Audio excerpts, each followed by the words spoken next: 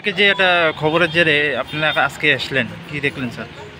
হ্যাঁ, আজকে আমরা গতকালকে যে একটা খবর এসেছিলো সেই খবরের ভিত্তিতে আমরা বিশালগড় মহকুমা প্রশাসনের যে এনফোর্সমেন্ট টিম, সেই এনফোর্সমেন্ট টিমে যে আমরা আধিকারিক আছি সবাই এসে যে আমাদের বিশালগড়ে যে এসবিআই ব্যাংকের অপোজিটে যে মায়া বেকারি পার্লার, কেক পার্লার, সেই কেক পার্লারে এসে আমরা ইনভেস্টিগেশন করে দেখলাম কিছু কিছু অসঙ্গতি পার্লার পেলাম।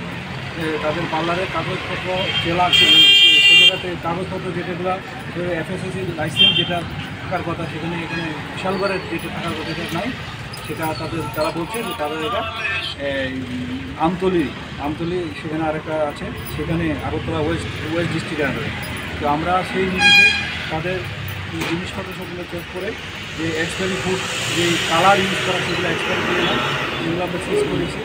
হ্যাঁ, তারপরে আমরা এখানে তাদেরকে যে সিঙ্গেল ইউজ প্লাস্টিক ব্যাগের জন্য আমরা বরাবরই প্রশাসন থেকে বলে আসছি, তাদেরকে এখানে সিঙ্গেল ইউজ প্লাস্টিক ক্যারি বের করলাম, তার জন্য তাদেরকে 5,000 টাকা ফাইন ইম্পোজ করা হয়েছে।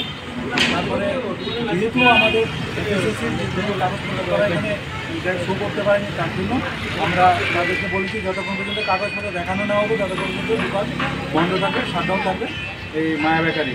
তারপর কাগজপত্র দেখে তারপরে আইন অনুযায়ী তাদের ব্যবস্থা নেওয়া হবে। এখন কি স্যার বন্ধ আছে দোকান? তারপরে তাদের যে এখন আপাতত বন্ধ আছে, তারপর তাদের যে ম্যানুফ্যাকচারিং যে ইয়েগুলো আছে সেগুলো প্রোডাক্ট ম্যানুফ্যাকচারিং যে কেক এবং বিভিন্ন মানে বিস্কিট জাতীয় প্রোডাক্টের যে ডেট অফ ম্যানুফ্যাকচার ভিজিবল না, সেগুলো আমাদের যে গ্রাহকরা প্রতিনিয়ত কমপ্লেন করে থাকে আমাদের কাছে।